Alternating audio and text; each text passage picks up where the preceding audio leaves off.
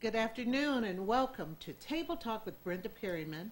I'm Brenda Perryman, and boy, do we have a show for you today. It's like action-packed, really action-packed. But today, first, I'm going to introduce my co-host. We have a substitute co-host today, and the substitute co-host is Councilman Rodney Patrick from the City of Highland Park. Thank you, Rodney. Robert is out of town, so thank you for filling in. Thank you for having me. I appreciate it. My pleasure. And I'm Ken Coleman, the media and political consultant. And I am Chris Summerall, public servant from the Detroit Fire Department. And much, much more. And as is our tradition, we always have to honor on this day in African American history in Detroit. All right, Ken? thank you, Brenda. On this day in 2004, for sports fans, this was a bittersweet day, guys. I know you can appreciate this.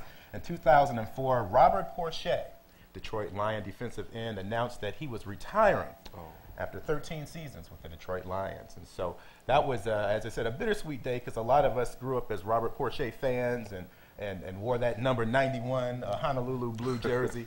But I was already grown up. He went to South Carolina State sure when my did. mother went to college. he sure did. I bet you had a jersey too, didn't you, Brenda? No, I didn't go that far. Robert Porcher But I would get a Megatron jersey. All right. Because he was bad to the my bone. Oh, my goodness. I'm sorry. You know how I feel about Megatron.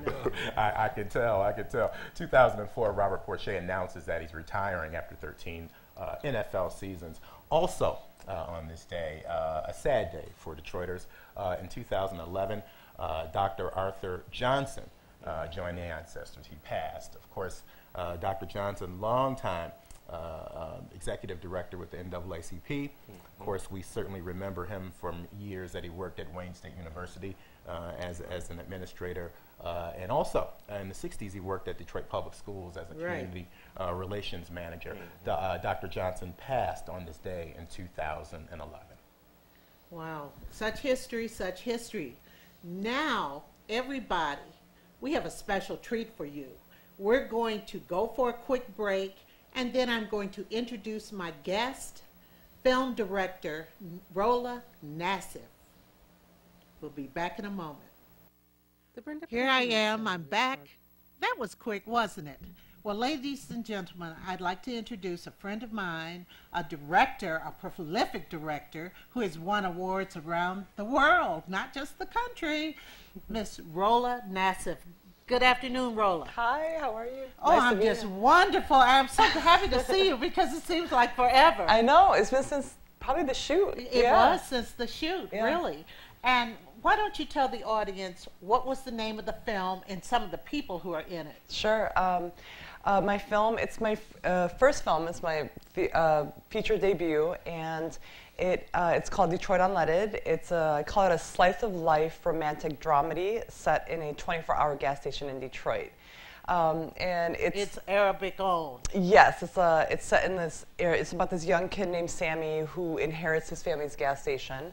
And the backdrop to the story, it's a drama and a comedy and a little romance in there, but the backdrop to the story is also the relationship between the Arab and African American relationship and how it's sort of played out through the bulletproof glass and how it sort of gets played out within the gas stations here in Detroit. And, people in the neighborhood usually get an opportunity to know their gas station people because it's more than just gas, it's groceries too. Yeah, absolutely. It's the lottery. Playing that favorite 3 or 4 digit number. Right.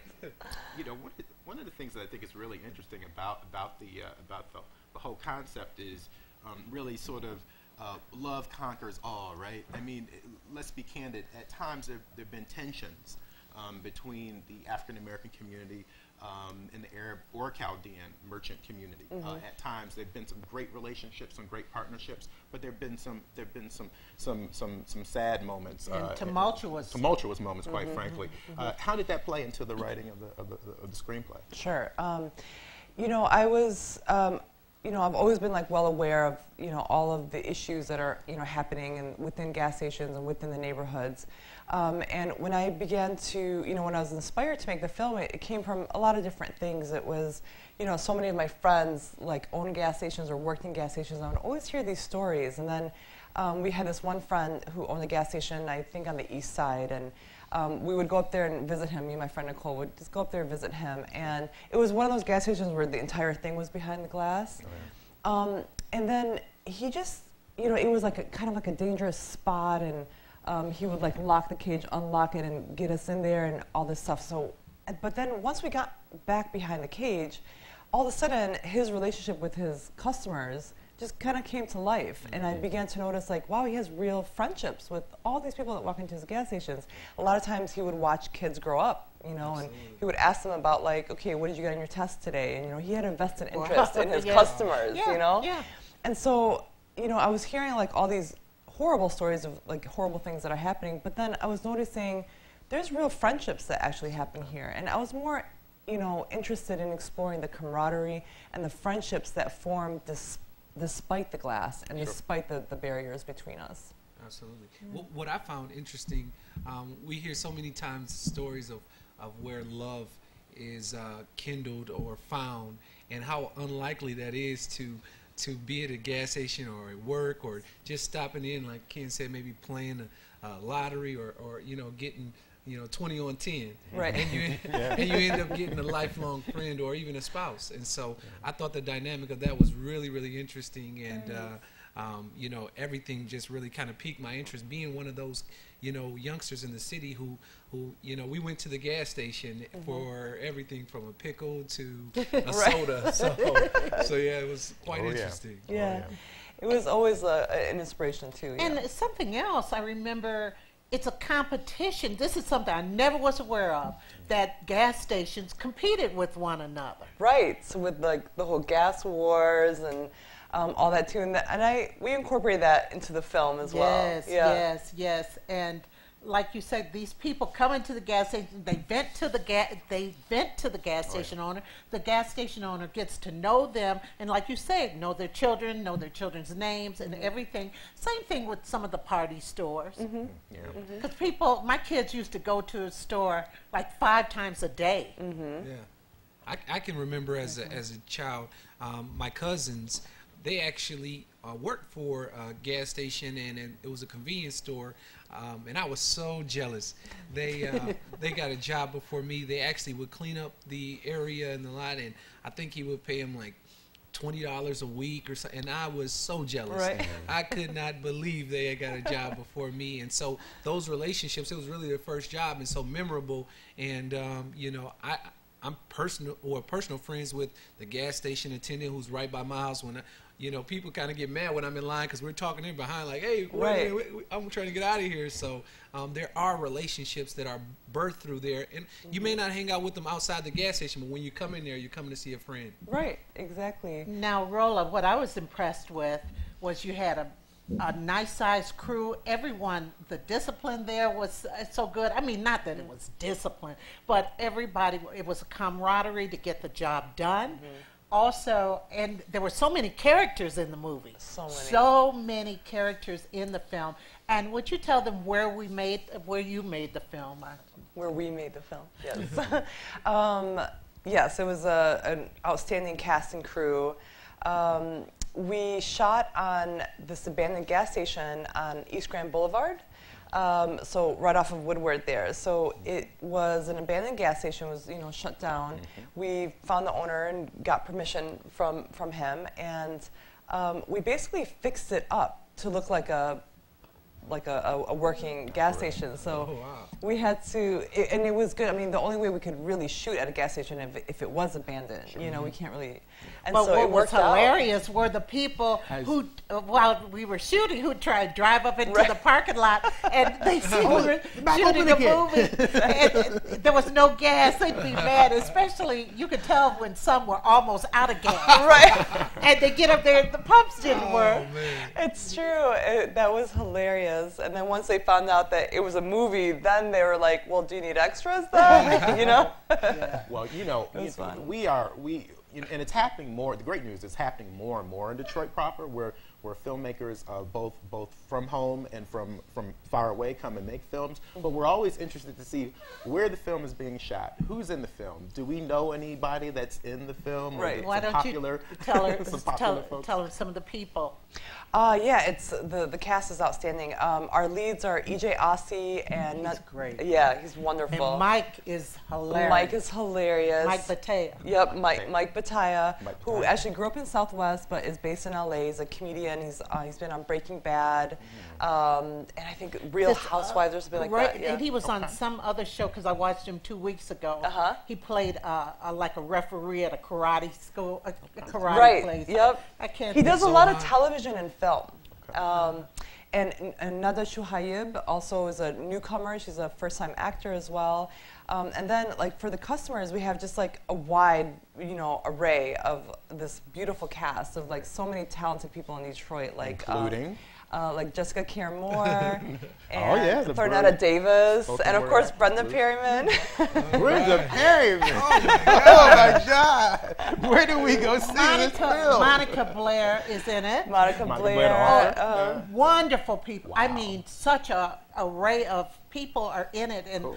I'm still talking to a lot of them today. And then Right. one couple who met on the set, they got married. Yes, Yeah. yep. Miles, yes. Kirsten and Miles Garrison, Mm-hmm. they got married. There's been a few marriages actually. Holla. I know, right? Well, I mean, it's a love story, Gotta so- love right? And then the thing about it, it was just to sit around and just watch the scenes and then to play them over again. I'm the scrubs lady, and I'm kind of like a nurse or something, and my father and I go inside the gas station because he does his grocery shopping in the gas station. Exactly. Yes, Yep. yes. And you're People do. sort of helping him shop for groceries, Right. and yep. I can't wait to see it. Yeah. I mean, I know that some other eyes have seen it outside of the city. Tell us what the experience has been like as you've shown the movie in all parts. Sure. Film festivals, yes. right? Yes, film festivals. We started off in Toronto. It was fabulous. We sold out all 3 shows there, and the response was incredible. And we won the award there. We won the Discovery Award in Toronto. right. Thank you. Right. Thank you. Yeah. In the D. All right. And then from there, I went to about 15 more festivals throughout the year. And first of all, there's just a huge interest. A lot of people are watching Detroit right now. They're just interested in Detroit. We have exported a lot of talent from the city, from industry to, the automobile industry to the entertainment industry, just so much talent, And so I think people, and also like the familiarity of the gas station. I think it all Everyone can works. relate to it. Right, people can relate to it. Well, that is a piece of the flavor of Detroit, Right. really. Exactly. You can't deny that. Right. I view gas stations in Detroit as sort of like it's the equivalent of like the subways in New York. Where people. So that's where you see people. That's what But in Detroit, we're always in our cars, and the gas stations become this place where you We're actually mobile, mingle. right? We drive more. We, Yeah. obviously we have to gas up, and that's where you can almost, in some places, you can almost buy anything and everything. Right. And what I was impressed with was some of the people in this film who would come up to the owners and stuff and just talk about their issues, talk about, so many things. Yes. And like I worked on Corner Store a couple of years ago, and that was another flavor of Detroit. Definitely. Because the corner store, the neighborhood, same with the gas station, the neighborhood, isn't that right? Like you said? Absolutely. Your resume, you only have maybe a beauty salon, and then you've got everything between the gas station, the corner love store, it. I and the love it. beauty shop. I think you'll kind of have the whole picture. But yeah, this film sounds so exciting. I haven't seen it yet, but while I was reading over You could it, go with me to see it. Yeah. Is Come that to is the that premiere. is that a date? Is that on there? Well, tell us about the premiere. Sure. The premiere is Wednesday, November 13th. And the premiere, we teamed up with the Friends of Detroit Film Theater. So it's going to be a charity event with proceeds going to the Friends of DFT in support of the Detroit Film Theater. So that for one night is like our big red carpet premiere, and then you'll get to meet the stars and like the actors, and it will be like our cast and crew screening as well. Walk the red carpet, and then we'll have a reception with delicious Lebanese food. And then after the premiere that night, it opens up at DFT for 5 days, November 15th, 16th, 17th, 18th, and 19th. Great. 5 screenings at the DFT. And that's at the Detroit Institute of Arts. Exactly, the DIA Detroit Film Theater. That's right. And so, yeah, we would love as many people in Detroit to watch the film. Right. Yeah. Oh, yes. They have to see it. Well, I know all of Looking us are forward going to to it. get Looking forward people to to it. see it. And the thing that's wonderful is that the cast is so diverse. Yes. It really is Detroit. It's Detroit. Yes, exactly. And that's, you know, a lot of times like in casting and in auditions and stuff, we were really open in that we wanted people to inspire us too. You know, like if you had a character, come in with your character and let that inspire the scene as well. So it was a great process that incorporated a lot of improv, and we were just really open because we wanted an authentic voice, you know, in the film. Right. Yeah. And I think that's what you have. Thank so on the you. 13th is the red carpet premiere. Yes, which is going to be fabulous. Oh, I can't wait. I can't wait. And then on the 15th, Yes, it 16th, opens. 17th, 18th, 18th. and 19th, it'll be showing at the Detroit Film Theater at the DIA. Yes. And what time, do you have any idea of the time? Yes, the showtimes and tickets are on their website. It's dia.org/DFT. And the times are like Friday at 7, 10 o'clock on Saturday, back to 7 o'clock on Sunday, Monday and Tuesday, 7 o'clock. Wow. And we're also going to do another Q&A with actors and myself at the Friday show.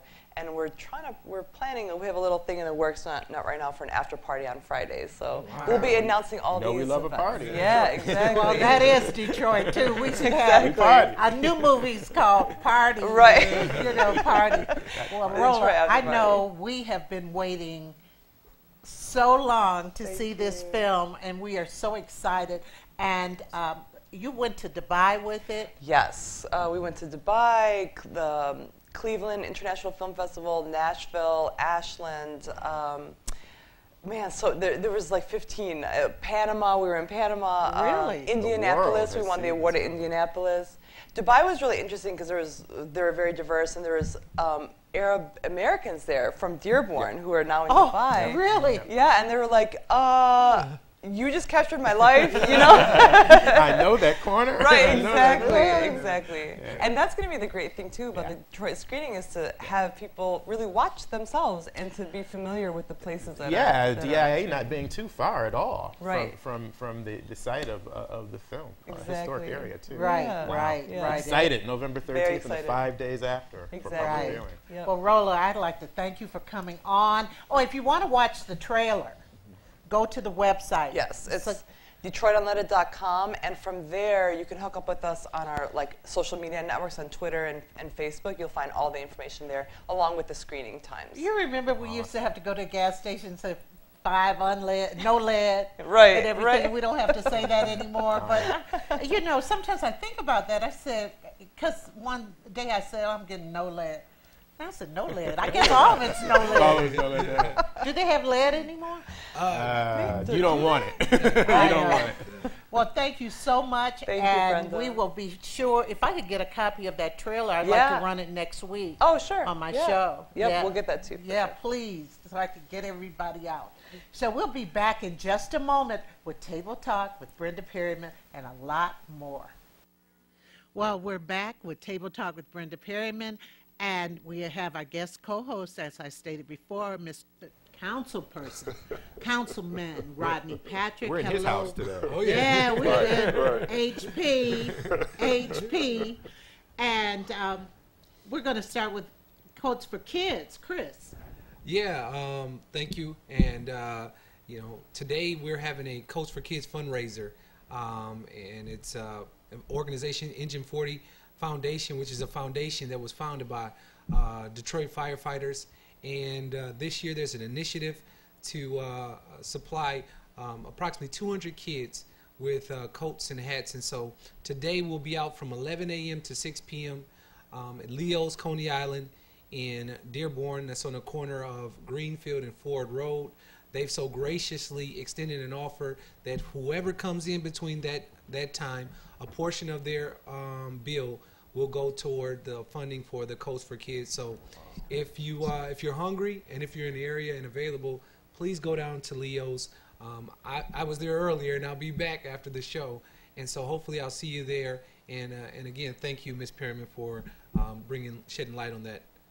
Of course, Chris. You're always doing something great for families and children and everything. I really appreciate it because you had the Engine 40 Foundation back to school a couple of months ago. I just love the community outreach and service. Now we're going to get into some national news. Yes. Well, let's talk a little bit about the health plan, but I don't want to talk on it a long time because of the fact we know there are glitches. Well, we do. And briefly this week, we continue to hear about those glitches, Brenda, with the Affordable Care Act, a.k.a. Obamacare. Two important things happened this week. Kathleen Sebelius, the Health and Human Services Secretary, was really grilled on Capitol Hill by congressional members about those glitches. Don't you think- She apologized. Don't you think they were a little over the top? I think so. I mean, I think what happens in short, at least for me, I mean, I think you will, anytime you do create such a massive government program like this, you're going to have some kinks. And I imagine that, 80 years ago, we said the same thing about Social Security. 50 years ago, we probably said the same thing about Medicare. I think Obamacare or the Affordable Care Act is going to there'll be a period where they'll work through the kinks. Secretary Sebelius and Vice President Biden both apologized. And what I really like, and I'll move on and let the other guys get in on this, but what I really like is that President Obama has said, look, it hasn't been foolproof. I mean, we've had some challenges here, but we're better off with this process than not having it. And I think that crystallizes at least my point of view.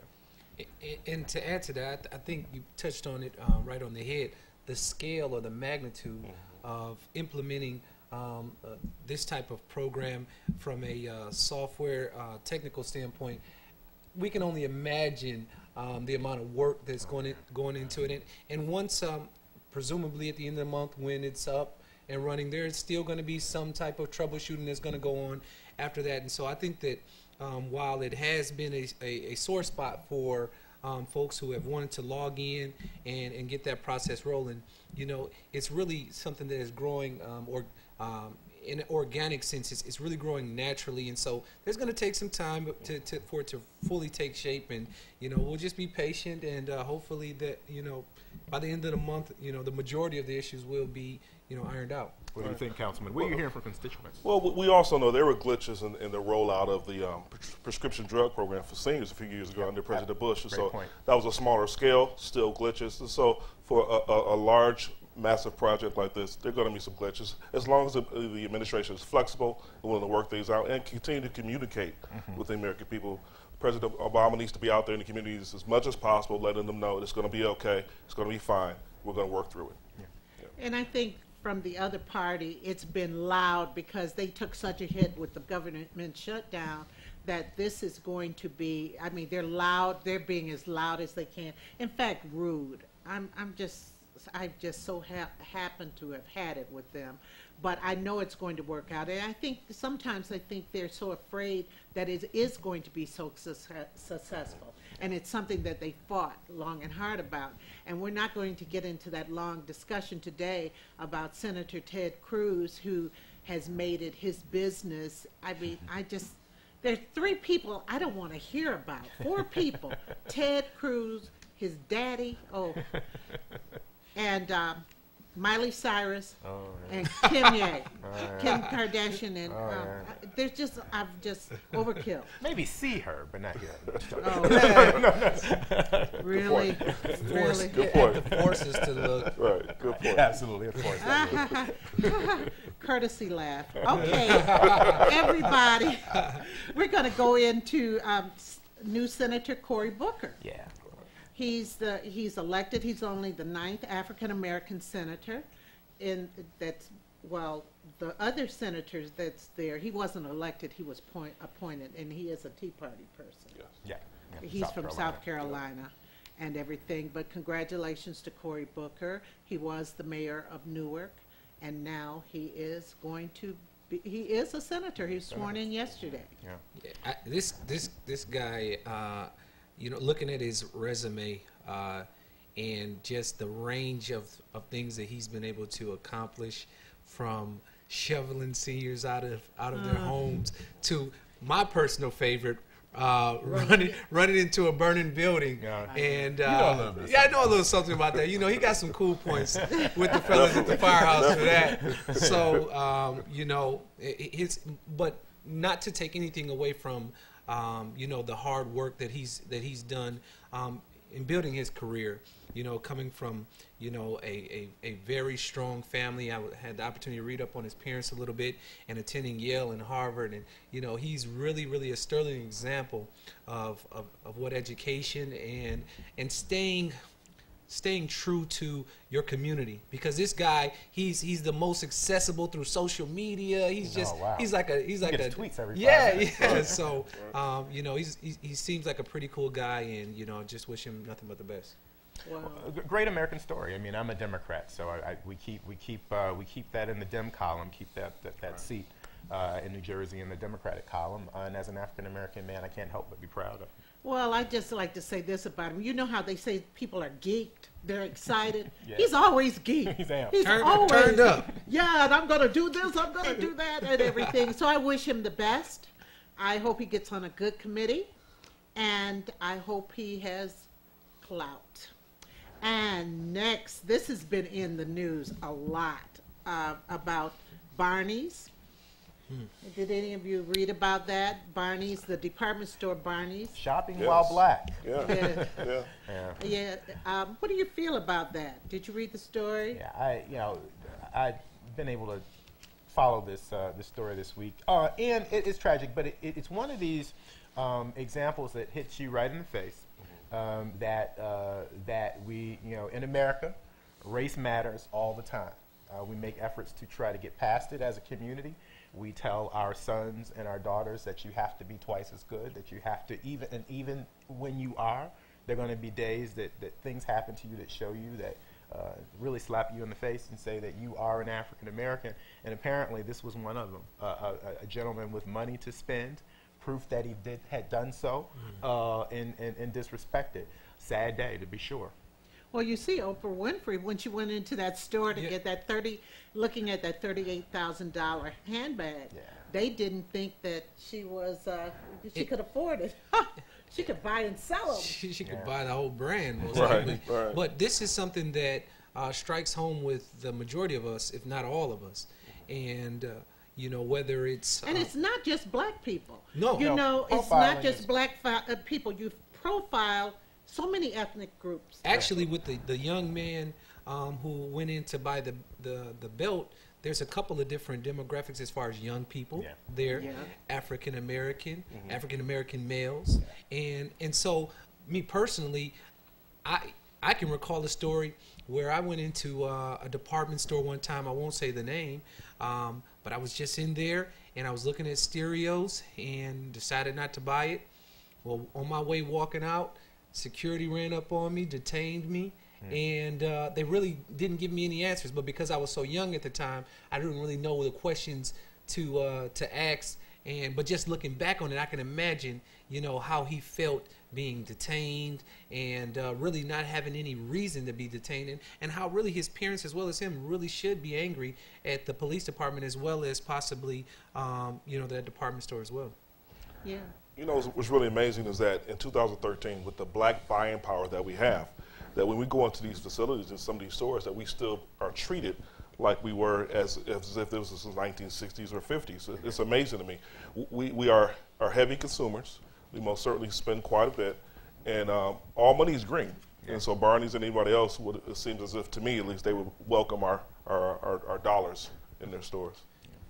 Well, you know, and it all causes us to, because, you know, generally when we seeing these type of information, seeing these type of incidences go down, one of the responses has been traditionally from the African American community, or certainly the activist community, is selective buying.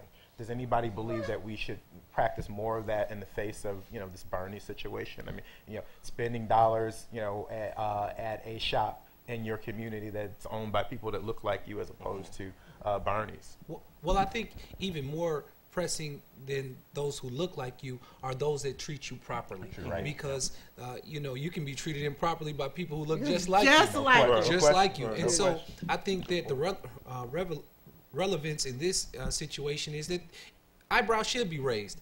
And one of the big things, and we didn't touch on it, but Jay-Z recently inked a deal with this department store, Barney's, and Jay-Z has kind of been under the cloud of really not being as Well, he's been challenged. yeah, at he's least been by Eric challenged by Belafonte. Mr. Belafonte, and this is another instance where's your allegiance, where's your loyalty to? Is it to what's right, or is it to your commercial relationships?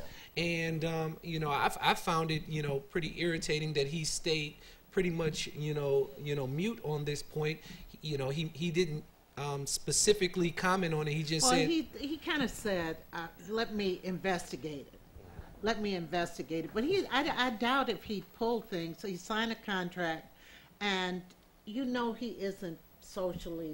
Well, yeah, but I think that something that could have been done if you verbally speak out on something. I think that a lot of people are looking for his voice because his voice does carry so much weight and influence. Okay, how many of you here on the panel have been in Barney's? I haven't. I have. I've seen his show when I was a kid. I love it. I've been to Barney. Okay, It's a high-end. Yeah, I've high-end. been to Barney's out on Rodeo Drive, out in California, California. and I can't. all the people talk about Rodeo Drive. They talk about Rodeo Drive, but every store that you go in at Rodeo Drive, 9 out of 10 stores has a black man dressed in a suit at the front door. Hey, how you doing? Hey, how you doing? And at first I said, how you doing? And I said, I wonder if he's a salesperson. Then he's the security. Yeah. Yeah. He is the security, and they didn't have anyone looking like him standing behind any of the counters. That was amazing. Kind of too. like American Jury and Loan. I see that show sometimes. Oh. Yeah. And Started on Rutgers that. University did a study on marketplace discrimination, and they Uh-huh. said many people justify racial profiling by saying that black customers are more likely to steal. But one study has shown that white women in their 40s engaged in more shoplifting than any other demographic group. Absolutely. And I think in that same study, it focused on how if you're looking at a specific group more often, you're going to see more things. And so if your plan is to follow the young African American male with your cameras and neglect to follow all the rest of Right. they're pillaging the entire store, Right. and you're focused on this young man. And so naturally those numbers can kind of be biased because you're looking for something. Well, y'all, you know me. I'm I'm the anti-stop and frisk guy.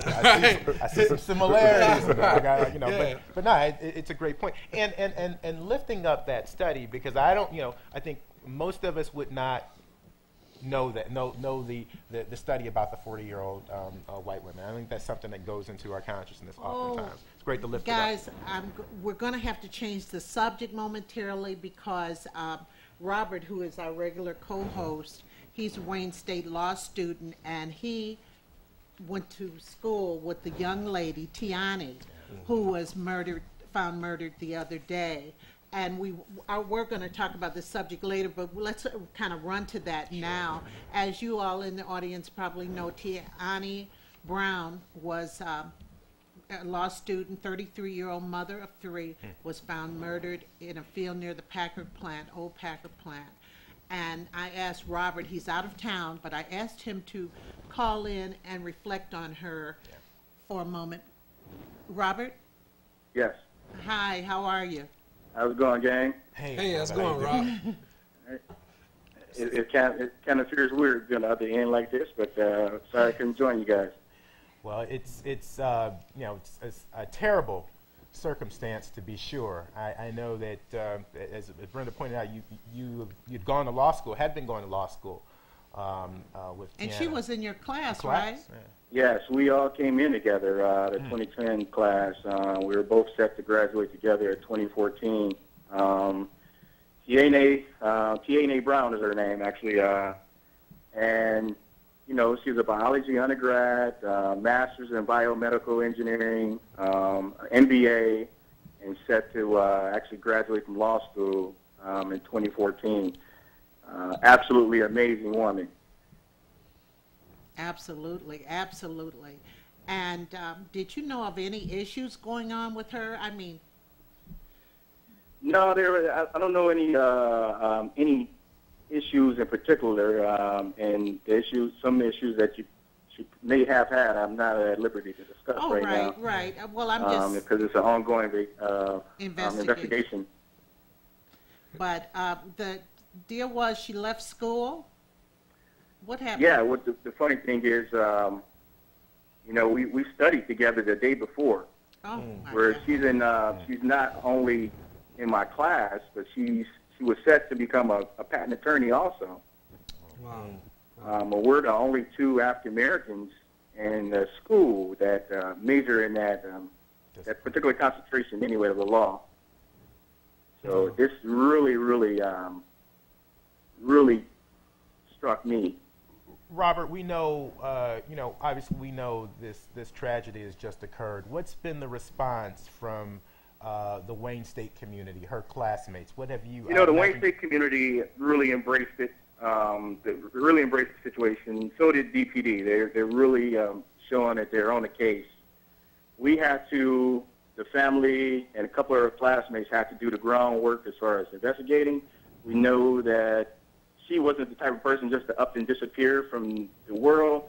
She's a mother of 3 kids, very caring. She operates and owns her own nonprofit organization. She was a law clerk at Rader Fishman. She was a former biomedical engineer at General Dynamics. Wow. We knew that she totally displayed the characteristics of responsibility. So dipping out on her kids was not a part of her characteristic at all. So we did a lot of groundwork, and we shared that stuff with Wayne State Police, and that's how they led to 2 arrests so far. Well, they said today those arrests, they don't think they were the killers. They're just people who came to the car and pilfered, took her things. And all of us worry about this because I have a daughter who goes to college at U of D. She's in grad school, but she's always by herself when she goes. And it's not just the girls we worry about. We worry about anybody. You're trying to better yourself, and then something like this happens. But even specifically, Brenda, I noticed a post on Facebook, and it really charged me with some energy. And it was a single mother calling out to the men in the community to stand up and look out for a woman if she's at a gas station, if she's at a convenience store. As a man, there are times when I walk into a convenience store or at a gas station and I'm uncomfortable because of maybe, folks just, loitering around or whatever. We have a responsibility in our community to look after our women. And it doesn't matter if you know them. It doesn't matter if they look like you. It doesn't matter if they didn't give you their number. Your responsibility is to look after them. And I think that it's far past time for us to turn the shoulder. I don't care how cold it is outside, if it's raining or not. If there's a woman and she's pumping gas at a gas station or if she's at a convenience store, you make sure that she gets to her car safely. That's your responsibility, and your hope is that when your mother or your sister or your daughter are in those same situations or scenarios, someone else will reciprocate that same level of responsibility. That's right. Yeah. No, you're absolutely right. I just got through telling maybe the day after we found out that, as a matter of fact, the day of we found out she was gone, telling some fraternity brothers of mine the same thing. When you see young ladies cross the street, especially at nighttime, be a jump. Robert? Robert? He'll call back in. But you can certainly hear, the pain, yet the strength in the voice, the resolve. Robert. It's got to be. I've never had a situation happen to me. Somebody that close. I mean, they're the classmates. They study together, the same discipline or concentration, and to hear, that is tragic. But I know, as you pointed out, Chris and Councilman Patrick, we all agree that it's instructive. It's an unfortunate situation, but it causes us to realize that we have to take care of our own communities. And public safety has a job to do. Absolutely. But public safety can't do that job without eyes and ears. We have to assume a level of responsibility, specifically men. Specifically men. No question.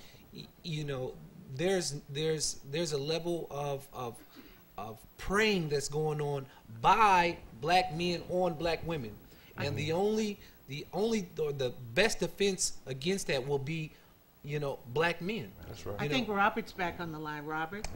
Yes. Okay, I said, no, we lost him. I'm glad you're back. Down at Wayne State, where do you usually park? Where would she usually park? In the parking garage? Well, she typically parks. Now, she and I both take little shortcuts and may park in the 15-minute parking space. We get, $5 tickets every once in a while. But she typically, if she's not there, she parks in a parking structure, not actual structure, but the lot adjacent to the law school. Because I would imagine most law school classes, particularly for you guys that you work, you're taking classes at night, and at this time of year, it's probably dark when you get to class, right? Certainly dark when class is over. Correct. Well, it's turning dark earlier now, but sure. Our classes, her latest class may be at 8 o'clock. On this particular day, we were studying for an exam in which I took on Sunday, and our agreement, since we were studying for it, I was going to take it on Sunday, and she was going to take it on Monday. So it was at that point in time, right as she took her exam, that this abduction actually occurred. Now, Rob, I heard that there's a fund that's been set up in memory of her. Now, do you have any specifics with regard to that? Maybe some folks who are interested. I do not. I can give that information next weekend. Okay. Right now, I'm at a intellectual property negotiation competition, and she was my partner, even in that. Oh, she was supposed to be your partner? She's supposed to be in Boston right now, right here with me. So I came here solely to represent her. This is her baby right here. Oh, my goodness. And, it's a couple of times, I have a pretty strong demeanor. I had to really break down. This is her right here. She's supposed to be here, right here with me. And, it's terrible. It's horrible. Senseless. And they found the two, I guess, thieves in Highland Park. They found them in Highland Park. Yeah. And through her cell phone. The GPS. No, you're absolutely right. They found it Itself, through her cell phone. Actually, Thank God for what that part. kind of tipped them off to, I guess, raise some alarms. We went through her emails, and it was a ping on this. Chase Bank sends you an email every time you use an account, and we found out that her account was used that day of the missing at around 10 o'clock, and we alarmed Wayne State Police.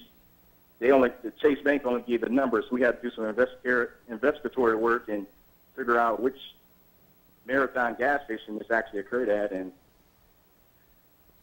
that's how they end up combing that area and end up finding the truck. Well, this is our hearts are heavy, no question. Yours is too. It is I know you certainly want to do well there representing her, yourself, and the university. It's just unfortunate that this whole situation has happened, but it's an opportunity, I think, for us to be resolved as black men. I know that you're everything that I know about you, that's how you're cut. And I know that you're going to be part of a process. Do you know if they've made any arrangements yet? They're making arrangements right now as I speak. They gave me a time, but they want to release that information. I know the media wants to want to gain control of it, and they want to just go ahead and release that information themselves. So It's such a small world because my daughter worked with her at Beaumont Hospital. yeah, She I worked just in found out that emergency. she's like a couple of cousins removed due to Yes. Michelle there informing me that information. Right, Well, right. we're You all were praying. related and didn't even know it. No, So this takes even a deeper meaning. And absolutely. And especially to, It's just a part of, if nothing, change your mind and mindset about the city of Detroit, this should just strike a chord. This right here should be it. well, Everybody should be alarmed and want to make a change in Detroit today. well, I'd like The violence to, just has to stop. No one should yes, deserve it to die that should. he died from. Robert, they have here in the paper, in applying recently for a law school scholarship, Ms. Brown wrote of her volunteer work. She said, "I try to lead by example, show that education is a key to success, and encourage children in the program to never give up so they can become professional and ethical leaders, strong community contributors, and to be included in the mainstream." And to lose such a mind like that, she had so much to give the world, and to you and to her family and the law school and everyone she has affected, we here give our deepest sympathies, extend our deepest sympathies. I appreciate that. And we'll see you when you get home, okay? Safe travels. Okay. Okay. Be safe. All right. Brenda, See you all Bye-bye. later, guys. Thank you for calling in. Absolutely. Brenda, I wanted to add one more thing. Her father said stepfather spoke, and he said some words. He said, and I quote, he says, "I'm not going to say a lot of words, but there's something I wish I had the opportunity to say, and now that I have the opportunity," he said, I have a question, and this is for the murderers, the wannabe murderers and the gonna be murderers. What gives you the right to take another person's life? Who authorized you to do something like that to anyone? And he said that's all that he has to say. And I'd like to add, if someone out there knows anything contributing to this heinous crime, what gives you the right to keep quiet? This family is suffering. If someone has ever been related or personal friends or something with someone who's been murdered, there's an immense pain. And what gives you the right to be quiet? Right. So if you know something, there are hotlines. Pick up the phone, call. Even if you're being presumptuous, say something. And it doesn't matter scenario. If you see something happening today, speak up. Say something. What gives you the right to be quiet? And so I just want to kind of add that. Rodney, since we have you here, and, I'm sorry, Ken, what were you going to say? No, nice. He was on point. No Yeah. question. I agree. Really on Can't say point. anything behind that. What are they doing as far as crime here? Now you all have the Highland Park Police and the county, or We have the Highland Park Police, and we are assisted on occasions by the county and by the state as well. So there is some assistance there, but we do have our own Highland Park Police. crime has gone down in Highland Park? I don't have the statistics in front of me. I can't necessarily it's gone down. I think our response time has gotten a lot better. I think you have community Well, policing the response time. that's half the the battle battle. right there. Let me just say this though. This is a very difficult situation to digest.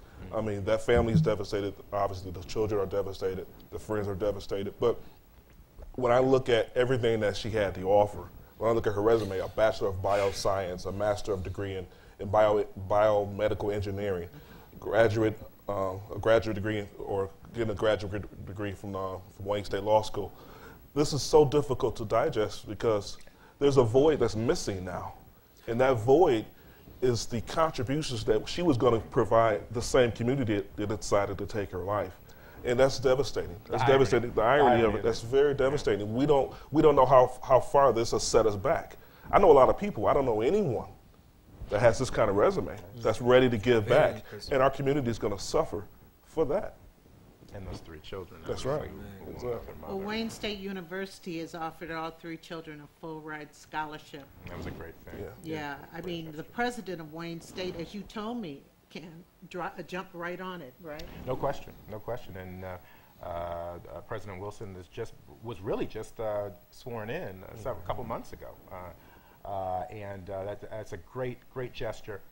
Certainly doesn't bring her back, but it certainly will be a lasting tribute through the university to the 3 children. So. And I know a couple of law students in there, and they've mentioned how security has been beefed up, and that the university has said that these are permanent increases in and around parking structures and things like that. And so the fear initially was, and these some of these are young are women law students, and the fear was this going to be temporary, and so this is going to be permanent. Oh, that's good. That's good.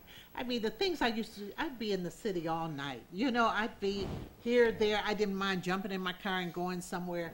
But now it's just a little different, especially when, you know, I have to be on the street and watch how many paces I am from a car.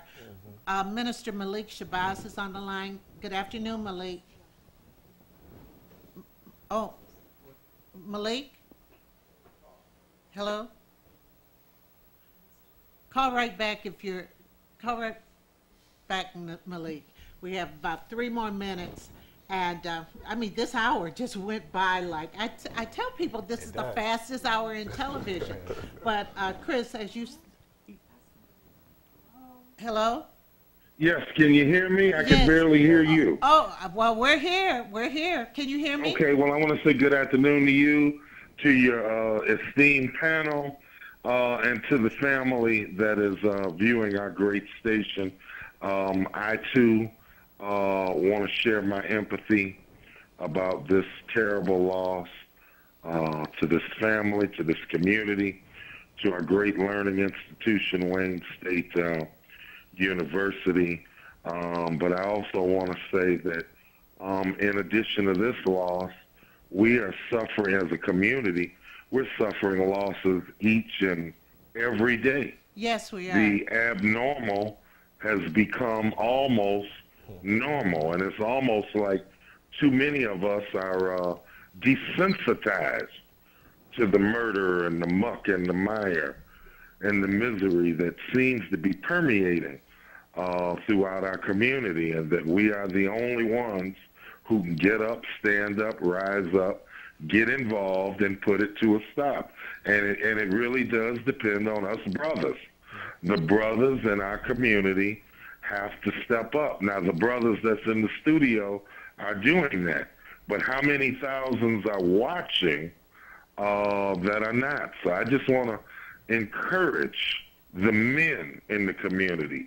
It's time for us to step up and to be men and to take control of our community and to not allow a small minority to run rampant and to terrorize all of us. Right. And that this is something that we can do. We can handle this. Yes, we can. And Malik, it's almost time. I got about 40 seconds. Yes, ma'am. Well, but thank you. I appreciate you calling in, because it just seems like you said, this minority is controlling the majority. That's right. Controlling it's a where minority, we go. and when men stand up, boys who think they are men will sit down, open up their ears, their minds, their hearts, and learn how to become men. That's right. Or get sat down. Right. Okay, God bless you all. Thank you. Thank you for calling. And everybody, ladies and gentlemen, thank you for watching our show today. Councilman Rodney Patrick, I really appreciate you filling the seat today. It's been a pleasure to see you again. And best wishes to the city of Highland Park. Of course, you know that's my heart. Thank you. And Ken, thank you. Thank you. And Chris, today, everybody, Leo's Pony Island on Greenfield, just past Ford Road. Just fast forward. Coats for Kids. So meet us up there.